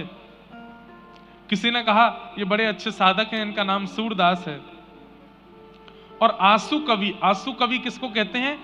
जो तुरंत रचना करके गा देता हो, तुरंत रचनाएं करके बना देता हो, उसको आंसू कवि कहते हैं। और ये आंसू कवि हैं। वल्लभाचार्य जी बोले अच्छा इधर आओ। सूरदास जी लठिया लेके गए, बैठ गए, कुछ सुनाओ। सूरदास जी तुरंत गाने लगे, कौन कुटिल खल कामी मौसम, कौन कुटिल खल कामी, जो तन दियो ताहि बिसरायो, ऐसो नमक हरामी। अपनी बुराई करने लगे, मैं तो कुटिल हूं, मैं तो कामी हूं, ऐसा पद गाने लगे। वल्लभाचार्य जी बोले कुछ और सुनाओ। तो सूरदास जी ने दूसरा पद गाया, हरि मैं पतितन को सरदार, मैं पापियों का सरदार हूं, सरताज हूं। हरि मैं पतितन को सरदार, मैं पतितों का सरदार हूं। को कर सके बराबर मेरी, नहीं को के लायक, जो प्रभु अजामिल को दीन्हो, सो पाटो लिखत पाऊं। हरि जी में पतितन को सरताज। तो वल्लभाचार्य जी महाराज सामने बैठे बैठे बोले, हमारी ब्रज भाषा का शब्द है, बोले गिघियाए क्यों रहे हो, मतलब सिंपैथी पाने के लिए अपनी इतनी निंदा क्यों कर रहे हो। मैं ऐसा हूं, मैं वैसा हूं, इतने दीन दुल्लर तिल्लर होकर के इतनी बुराइयां अपनी कर रहे हो। अरे कुछ अच्छा सुनाओ, कुछ ठाकुर जी की लीला सुनाओ। सूरदास जी बोले मैंने आज तक यही सब गाया है। सुनेरी मैंने निर्बल के बलराम, ये पद तो सबने सुना होगा सूरदास जी का। सुनेरी मैंने निर्बल के बलराम, पिछली साख भरूं संतन की, आड़ सवारे काम। जब लग गज बल अपनो बरत्यो, नेक सरयो नहीं काम। निर्बल भय बलराम पुकार्यो, आयो आधे नाम। सुनेरी मैंने निर्बल के बलराम। गजेंद्र ने अपना पूरा बल लगा लिया, लेकिन ग्राह से अपने पैर को नहीं छुड़ा पाया। लेकिन जैसे ही आपको पुकारा तो आधा नाम हरि, हरि पूरा नहीं बोल पाया, केवल ह बोला है। रौ बोलते बोलते तो ठाकुर जी आ गए, आकर के गजेंद्र को वहां से उबार लिया। आए आधे नाम, सुनेरी मैंने निर्बल के बलराम। द्रुपद सुता निर्बल भईता दिन, तज आए निज धाम। दुशासन की भुजा थकित भई, वसन रूप भय श्याम। सुनेरी मैंने निर्बल के बलराम, सुनेरी मैंने निर्बल के बलराम। सूरदास जी बोले मैंने आज तक ऐसे ही पद गाए हैं, ठाकुर जी के बल का, प्रभाव का जिसमें वर्णन हो या फिर अपनी निंदा जिसमें हो। गोस्वामी वल्लभाचार्य जी बोले एक बार जाओ जमुना स्नान करके आओ। जमुना स्नान करके आए तो आकर के बोले अपने दिव्य चक्षुओं से अनुभव करने का प्रयास करो, सामने क्या दिखाई दे रहा है। सूरदास जी ने यथाउचित वर्णन कर दिया कि आप एक सुंदर आसन पर बैठे हैं, पीली पीतांबरी, पीले वस्त्र पहने हैं, आपके सुंदर ललाट पर गोल तिलक है, वल्लभ कुल का तिलक है, आपके कानों में सुंदर कुंडल है, लंबी चौड़ी शिखा है, आपका ललाट बिल्कुल तेज से भरपूर है। वल्लभाचार्य जी बोले और बताओ और क्या दिख रहा है। तभी सूरदास जी के नेत्रों से अश्रु आने लगे। ओहो जय हो, आपके बाम भाग में गौर वर्णा श्री किशोरी जी बैठी हैं और आपके दाहिनी गोद में श्याम सुंदर ठाकुर जी बैठे हैं, मुझे दिख रहा है। वल्लभाचार्य जी बोले अब सुनाओ। तब सूरदास जी ने ठाकुर जी की लीला का पद गाया, ठाकुर जी की किसी लीला का पद गाया। शोभित कर नवनीत लिए, घुटरुन चलत रेणु तन मंडित, गोरोचन तिलक किए। जिनके पास नेत्र नहीं है ऐसे सूरदास जी तुरंत लीलाएं बना बना करके गाने लगे, आहा वर्णन करने लगे।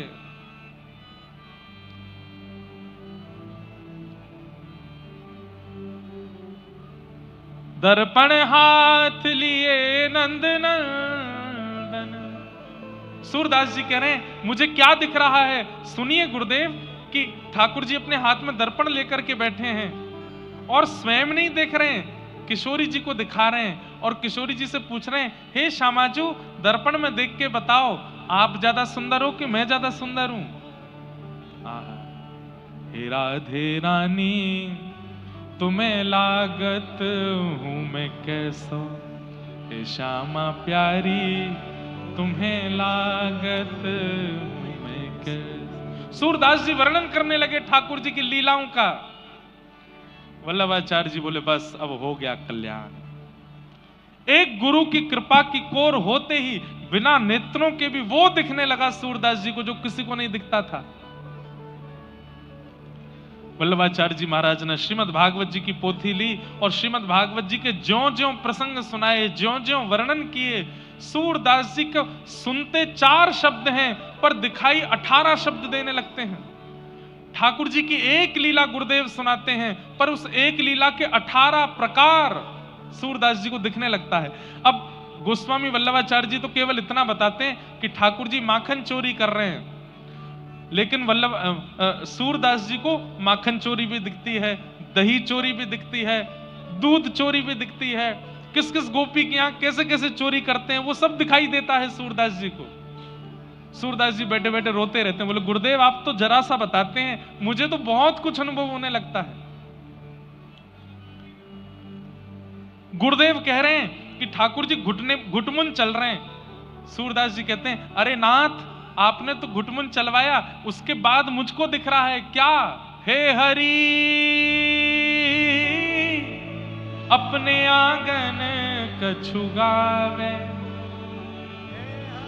ठाकुर जी खड़े हो गए हैं और अपनी एक भुजा उठा करके कुछ गा रहे हैं, घूम घूम करके गा रहे हैं, मुझे दिखाई दे रहा है। ये गुरु कृपा है।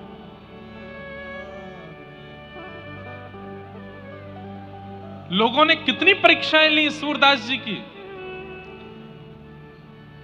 मंदिर में रोज श्रृंगार होता था, सूरदास जी दर्शन करने जाते लाठी लेकर के।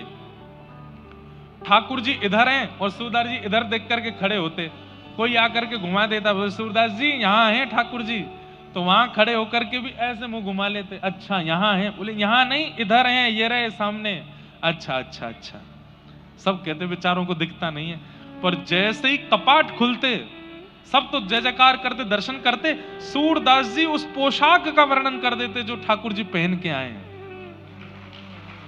आज तो ठाकुर जी ने पीतांबरी पहनी है, आज तो थोड़ी पर सुंदर लाल हीरा चमक रहा है, आज तो ठाकुर जी ने ऐसी पाग धारण करी है। सब लोग बोले, भाई सूरदास कैसे तुमको अनुभव हो जाता है इतना? तुम्हें कैसे पता चल जाता है कि ठाकुर जी क्या धारण करते हैं, क्या पहनते हैं? बोले सब मेरे गुरुदेव की कृपा। एक दिन सेवायतों ने सोचा, बोले कि ये सोच के आते हैं कि मैं पीले राग का वर्णन करूंगा, पीले वस्त्र का, और उस दिन गलती से हम पीला ही पहना देते हैं।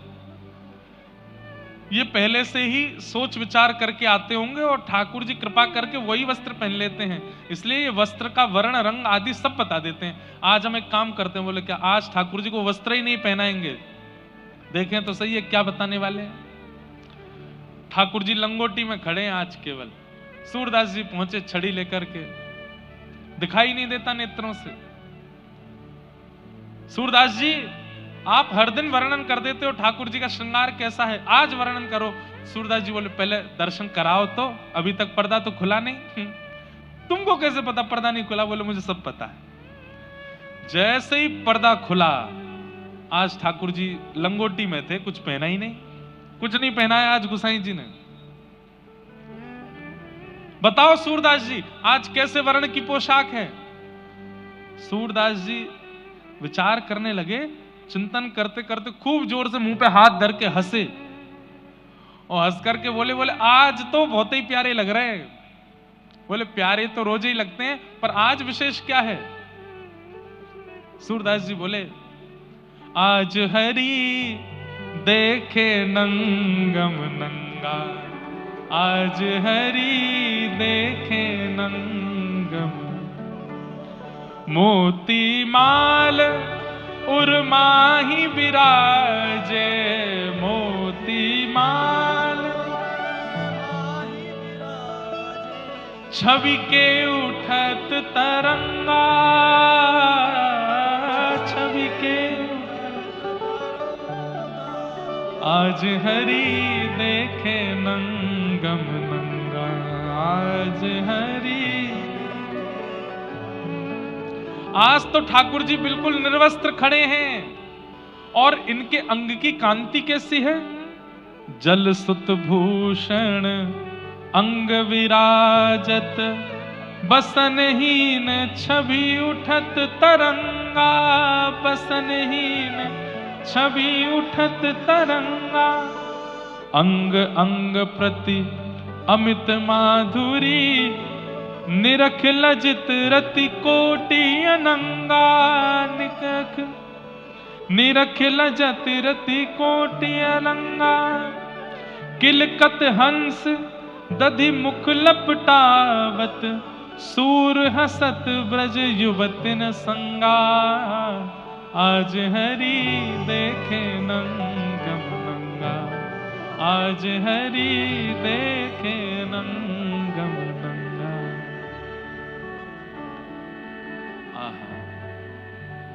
सब सूरदास जी को प्रणाम करने लगे। बोले सूरदास जी आपको ये दृष्टि कैसे प्राप्त हो गई? आपको तो दिखाई देता नहीं है।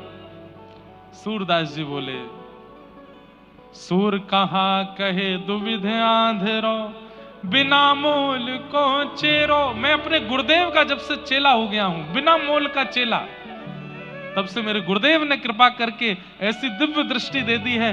भले ही बाहर का संसार मुझको नहीं दिखता, पर ठाकुर जी से संबंधी हर वस्तु मुझको दिखाई दे जाती है, हर वस्तु का मुझको अनुभव हो जाता है। गुरु ये कृपा करते हैं। बंधुओं, जिस गुरु के सानिध्य में जाकर के संसारी वस्तु प्रिय लगने लग जाएं, वो गुरु फिर या तो आपके शिष्यत्व में कमी है या गुरु के गुरुत्व में कमी है। पर जिस गुरु के सानिध्य में जाकर के व्रज प्रिय लगे, अयोध्या प्रिय लगे, ठाकुर जी प्रिय लगे, कथा प्रिय लगे, भजन प्रिय लगे, कीर्तन प्रिय लगे, सात्विक वस्तु प्रिय लगे, सात्विक व्यक्ति प्रिय लगे, सात्विक संबंध प्रिय लगे, वो गुरु है। हम गुरु को दोष नहीं देंगे। गुरु जीवन में आया, उसके बाद भी संसार की वस्तु ही प्रिय लग रही हैं, तो आपके शिष्यत्व में कमी हो सकती है। गुरु के गुरुत्व में कोई कमी नहीं है। गुरु तो हरि से प्रेम कराता है, गुरु तो हरि के प्रति रुझान कराता है।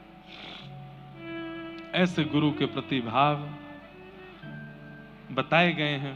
भागवत जी में भक्तों के 3 लक्षण बताए गए, उत्तम, मध्यम और सात्विक। उत्तम, मध्यम और साधारण, इन 3 भक्तों के लक्षण पर हम चर्चा करेंगे। एक श्लोक कहकर के फिर हम कीर्तन गा करके आज की कथा को तो विश्राम देंगे। बंधुओं, कथा का समय 3 बजे से है, पर आज प्रथम दिन था, थोड़ा विलंब हुआ, पर कल से 3, साढ़े 3 के बीच में कथा प्रारंभ हो जाएगी। आप सब लोग उससे पहले ही आने का अपना, आज भी आई गए होंगे कई लोग तो पहले, लेकिन कल से और बिल्कुल समय से आप लोग आने का प्रयास करिएगा। 3 लक्षण बस सुन लीजिए, उसके बाद हम कथा को विश्राम देंगे। उत्तम, मध्यम और साधारण, हम कौन से भक्त हैं ये आपको विचार करना। उत्तम कौन? सर्वभूतेषु यः पश्येत् भगवद् भावमात्मनः भूतानि भगवत्यात्मन एष भागवतोत्तमः। जो सब जगह ठाकुर जी की व्यापकता को स्वीकार करता है, इसमें भी भगवान है, फूल में भी भगवान है, मुझ में भी भगवान है, आप में भी भगवान है, पंडाल में भी भगवान है, लाइट में भी भगवान है, सब जगह भगवान है, ऐसा विश्वास जिसके चित्त में है, उत्तम भागवत है, वो उत्तम भक्त है।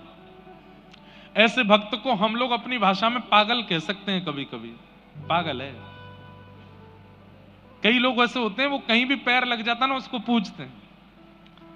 ये बुरी आदत नहीं है, ये बहुत अच्छी बात है। भैया सब जगह ठाकुर जी हैं, कहीं पैर लग जाए तो उसको ऐसे स्पर्श करते हैं, या स्पर्श ना भी करें तो उनके मन को खेद होता है कि हमने यहाँ पैर रखा है, इसमें भी ठाकुर जी का तो तत्व विद्यमान है ना।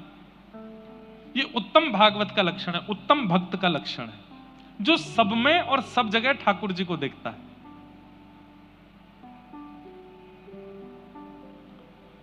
मध्यम भागवत कौन है? मध्यम भक्त कौन है? ईश्वरे तदधीनेषु बालशेषु दुषस्तु च प्रेम मैत्री कृपोपेक्षा यह करोति समध्यम। मध्यम भक्त कौन है? बोले ठाकुर जी से प्रेम करता है, उनके भजने वाले ठाकुर जी के भक्तों के अधीन रहता है, उनको उनके प्रति दास रहता है, और जो ठाकुर जी को नहीं भजते उनके प्रति बाल भावना रखता है कि अरे बालक हैं कोई बात नहीं, और जो ठाकुर जी की निंदा करते हैं उनसे दूरी बना लेता है। ये मध्यम भक्त है। बहुत ध्यान से सुनो, ठाकुर जी से प्रेम करता है, ठाकुर जी के भक्तों का दास बनता है, ठाकुर जी को न जानने वालों के प्रति बालक बुद्धि रखता है, और ठाकुर जी की निंदा करने वालों से दूरी बना लेता है। ये मध्यम भक्त है। उत्तम भक्त इन 4 प्रवृत्तियों में, वो चारों में भी भगवान को ही देखता है। मध्यम भक्त के अंदर थोड़ा विभाजन है। और तृतीय है सामान्य भक्त। साधारण भक्त का लक्षण क्या है? अर्चायामेव हरे पूजाम य श्रद्धये हते न तद्भक्तेषु चान्येषु न भक्तः प्रकृत स्मृतः। सामान्य भक्त कौन है? बोले केवल मूर्ति पूजा में विश्वास रखता है, बाकी और कहीं इसकी श्रद्धा नहीं है। केवल मूर्ति पूजा में, मूर्ति में भगवान देखता है। कभी सामने त्रिपुंडधारी उर्तपुंडधारी कोई भक्त वैष्णव आ जाए, उनको प्रणाम नहीं करेगा। कहीं कथा चल रही हो तो उसको आडंबर लगता है, कोई उत्सव मना रहा हो तो उसको पाखंड दिखाई देता है। केवल भगवान की मूर्ति पूजा में ही उसकी निष्ठा है, बाकी सारे प्रकल्पों में उसको आडंबर और पाखंड का दर्शन होता है। साधारण है।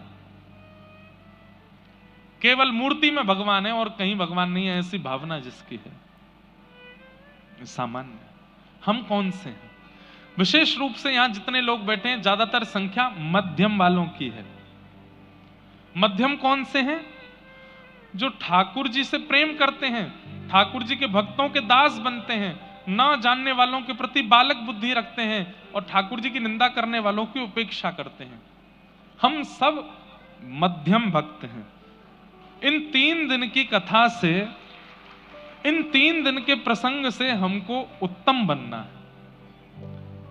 आपके लिए कठिन तो बहुत हो जाएगा, पर अगर उत्तम बन गए तो बस आनंद हो जाएगा। उत्तम मतलब जहां देखो वहीं ठाकुर जी हैं, जित देखूं उतित श्याममयी है, उधर ठाकुर जी हैं। मीराबाई ऐसी हैं, सूरदास ऐसे हैं, जहां देखते हैं वहीं ठाकुर जी हैं।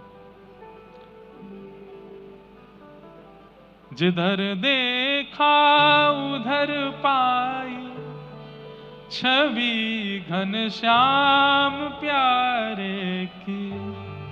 जिधर देखा उधर पाई, छवि घन श्याम प्यारे की। जहां देख रहे हैं वहीं श्याम सुंदर है, वहीं ठाकुर जी, ये उत्तम है। अब इन तीनों पर विस्तृत चर्चा हम कल करेंगे 3 बजे से। आइए आज के उत्सव को विश्राम की ओर ले चलें। बड़े भाव से मेरे साथ सब लोग गाइए।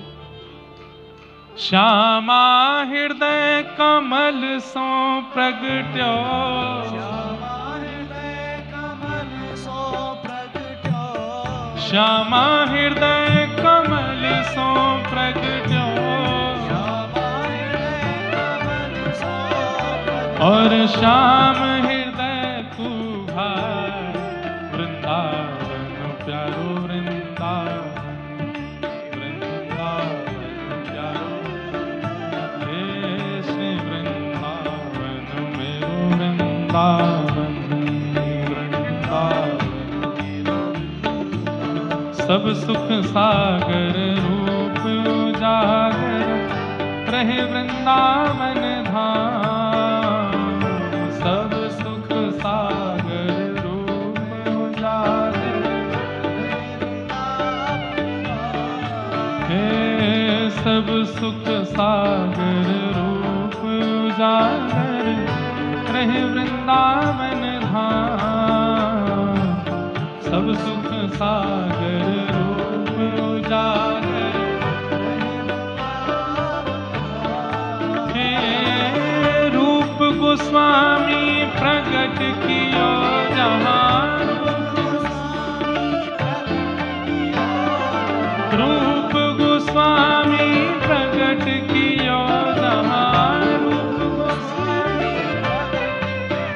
राधा गोविंद रूप निधान, वृंदावन मेरो वृंदावन, हे श्री वृंदावन प्यारो वृंदावन। रूप गोस्वामी प्रगट कियो जहां, रूप गोस्वामी प्रगट कियो, राधा गोविंद रूप निधान, वृंदावन मेरो वृंदावन, हे श्री वृंदावन प्यारो वृंदावन।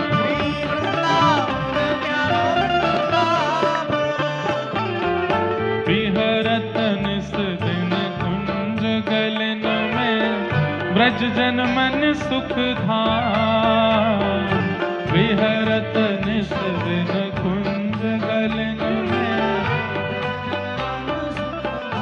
हाँ प्यारो ब्रज जन मन सुख धाम। प्यारो हे मदन मोहन को रूप निरख के, मदन मदन मोहन को रूप निरख के, मदन सनातन बलि बल जा, वृंदावन मेरो वृंदावन, हे श्री वृंदावन प्यारो वृंदावन। मदन मोहन को रूप निरख के, मदन मोहन हे सनातन बलि बल जाओ, वृंदावन मेरो वृंदावन, हे श्री वृंदावन प्यारो वृंदावन।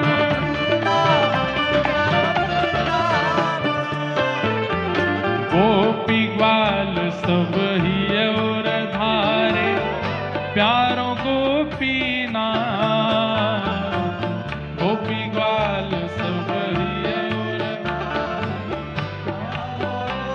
कल गोपीनाथ जो हमारे सप्तनिधियों में एक ठाकुर जी हैं, इनके प्राकट्य की और इनको जिन्होंने प्रकट किया मधु पंडित, उनका चरित्र कल सुनाएंगे कथा में। और जो जो भाव आते जाएंगे सब सुनाएंगे, पर इनका चरित्र विशेष सुनाएंगे। हे प्यारो प्यारो गोपीनाथ प्यारो,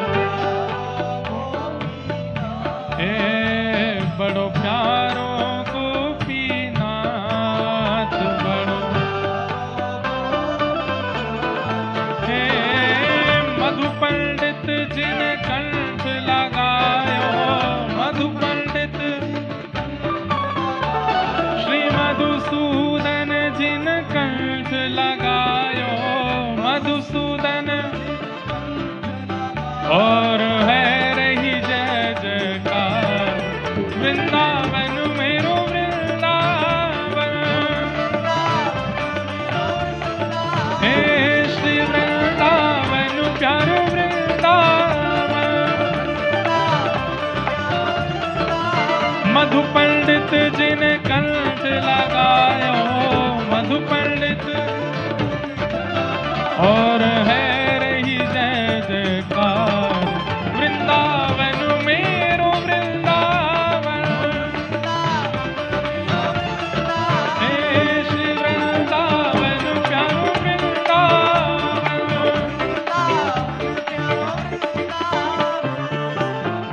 श्री गोपाल भट्ट जो कि हृदय वेदना प्रगट्यो शालिग्राम, गोपाल भट्ट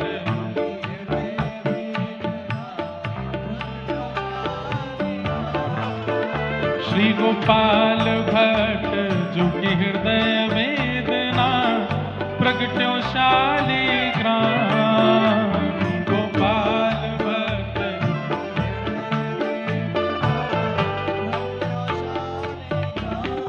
हे रूप सुधा को खान हमारो, रूप सुधा को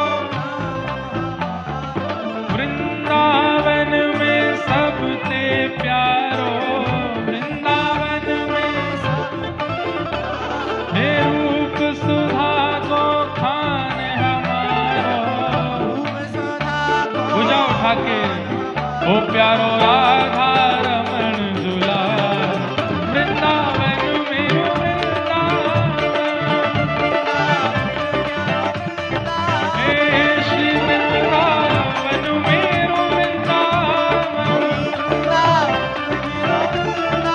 रूप सुधा को खान हमारो,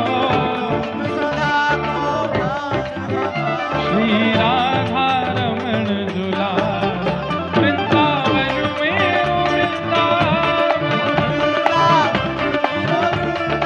हे श्री वृंदावन प्यारो वृंदावन,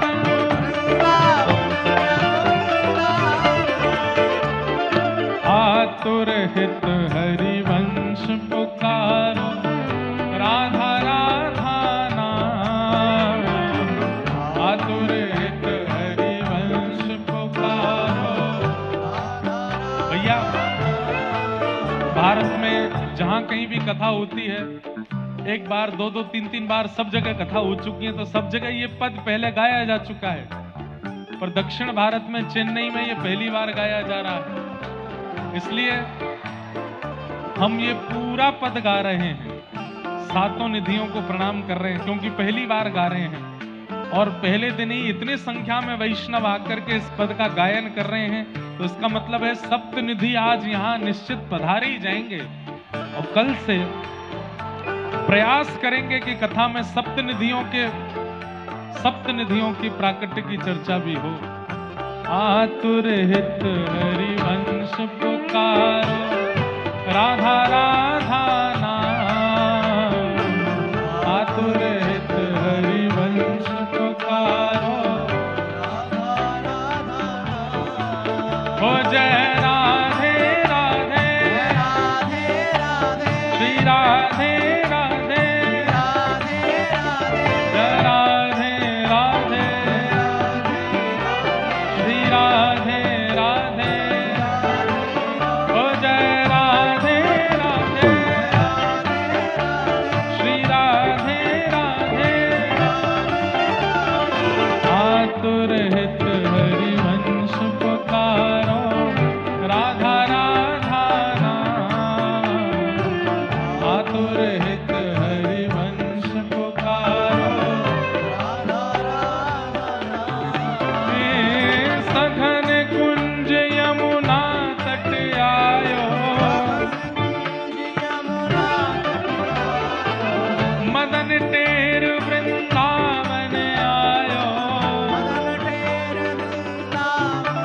ओ प्यारो राधा वल्लभ लाल, वृंदावन मेरो वृंदावन, हे श्री वृंदावन प्यारो वृंदावन, मदन टेर वृंदावन आयो, ओ प्यारो राधा रमण दुलार, वृंदावन मेरो वृंदावन, हे श्री वृंदावन प्यारो वृंदावन,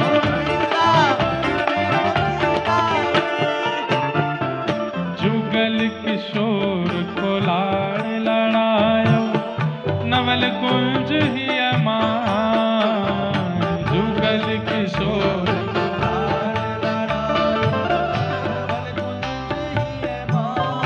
हे कुंजन कुंजन की रज धारे, कुंजन कुंजन की रज धारे, ओ हरि व्यास युगल यश गान, वृंदावन मेरो वृंदावन।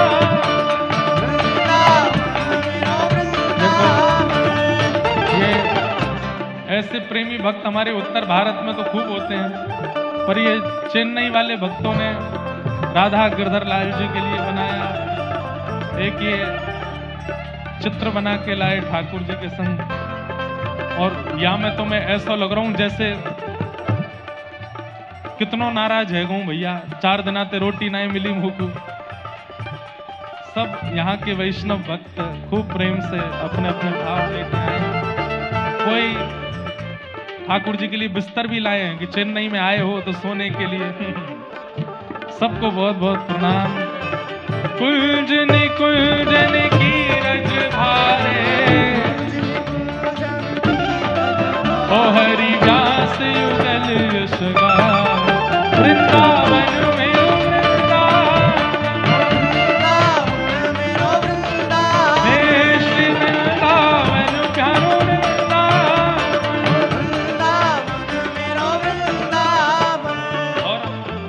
भुवन चतुर्दश की सुंदरता, निधिवन करत बिहार, भुवन चतुर्दश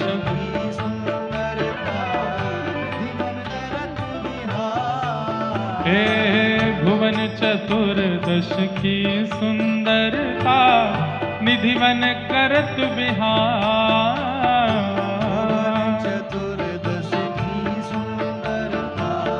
भुजा उठा के कहो जय हो। हे श्यामा प्यारी कुंज बिहारी, श्यामा प्यारी कुंज बिहारी, श्यामा प्यारी बांके बिहारी, श्यामा प्यारी बांके बिहारी, और जय जय श्री हरिदास, वृंदावन मेरो वृंदावन, वृंदावन मेरो वृंदावन, हे वृंदावन मेरो वृंदावन, वृंदावन मेरो वृंदावन, श्यामा प्यारी कुंज बिहारी, है श्री हरिदास दुलारी, श्यामा प्यारी कुंज बिहारी, जय जय श्री हरिदास दुलारी, श्यामा प्यारी कुंज बिहारी, जय जय श्री हरिदास दुलारी, श्यामा प्यारी कुंज बिहारी, जय जय श्री हरिदास दुलारी, हे श्यामा प्यारी कुंज बिहारी, श्यामा प्यारी कुंज बिहारी, और जय जय श्री हरिदास, वृंदावन मेरो वृंदावन, वृंदावन मेरो वृंदावन, हे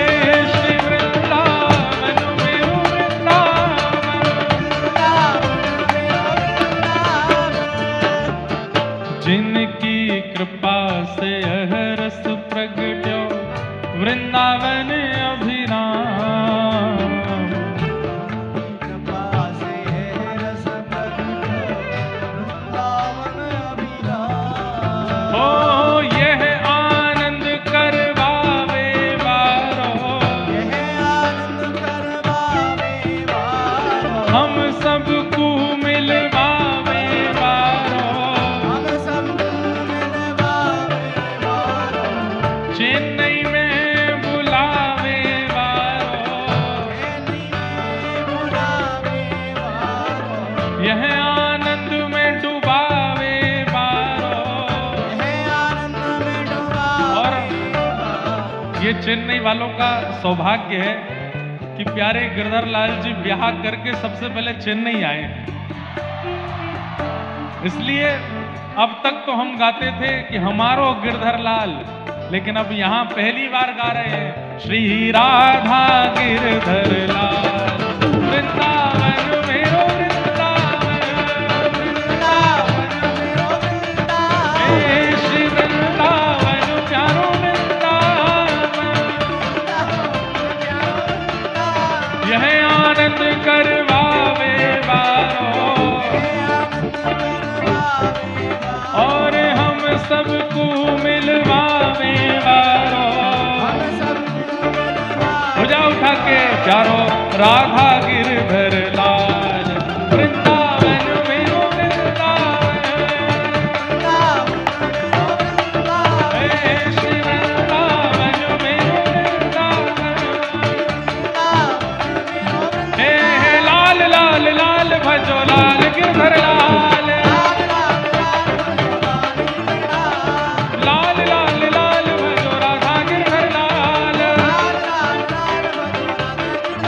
मेरो लाल लाल लाल भजो राधा गिरधर लाल। ओ लाल लाल लाल भजो राधा गिरधर लाल। ओ जय राधे राधे श्री राधे राधे, जय राधे राधे श्री राधे राधे, जय राधे राधे श्री राधे राधे, जय राधे राधे श्री राधे राधे, जय जय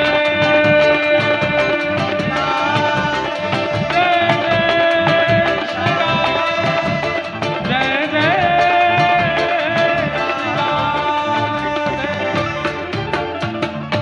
श्री राधा गिरधर लाल की जय जय श्री पूछरी के लौटा की खूब प्यारे।